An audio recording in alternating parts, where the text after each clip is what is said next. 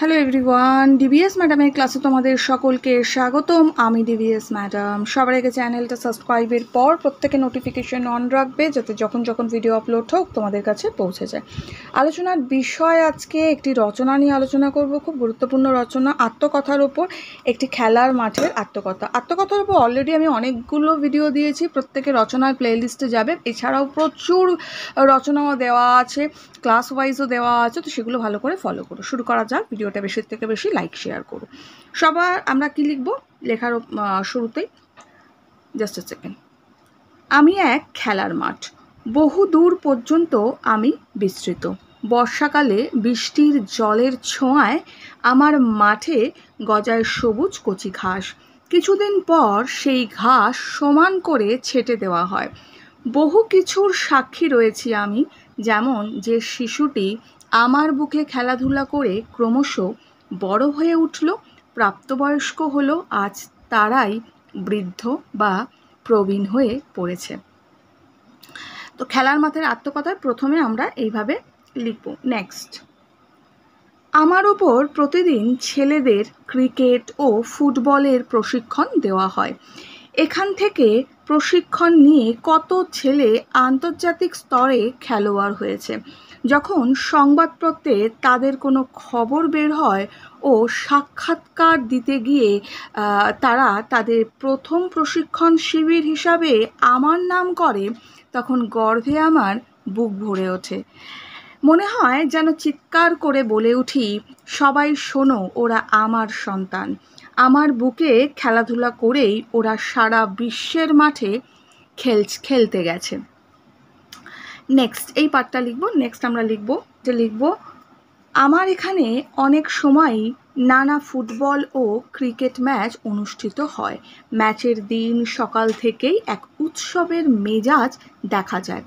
দর্শক সাধারণের মধ্যে থাকে চরম উত্তেজনা ও খেলোয়াড়দের মধ্যে দেখা যায় চাপা উদ্বেগ ও প্রতিপক্ষকে পরাজিত করার জন্য এক দৃঢ় লড়াকু মানসিকতা।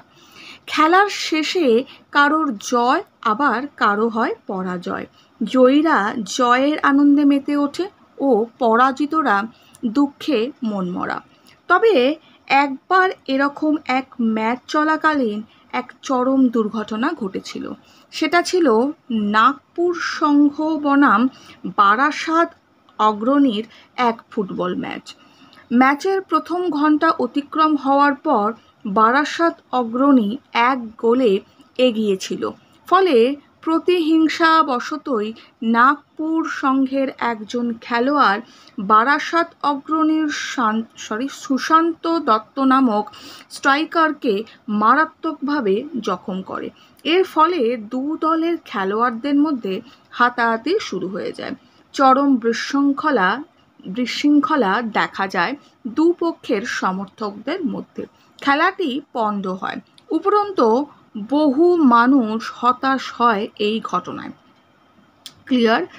নেক্সট পয়েন্টে লিখব। নেক্সট পার্ট এখানে লিখব, তবে একটা কথা ভাবলে আমার মন খুব খারাপ হয়। বর্তমানে অভিভাবকদের কাছে পড়াশোনার গুরুত্ব এতখানি বেড়ে গেছে যে তারা আর তাদের সন্তানদের সেভাবে খেলাধুলার দিকে বিশেষ এগোতে দেয় না।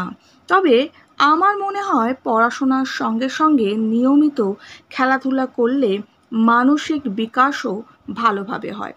ক্লিয়ার?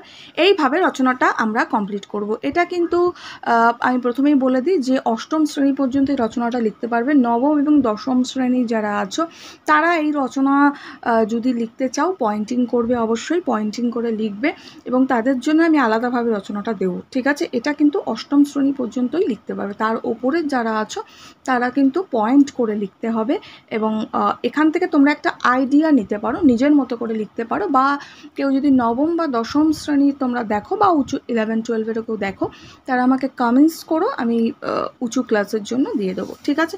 এখনের জন্য এটুকু। বন্ধুদের সঙ্গে শেয়ার করো, লাইক করো। খুব ভালো থাকো।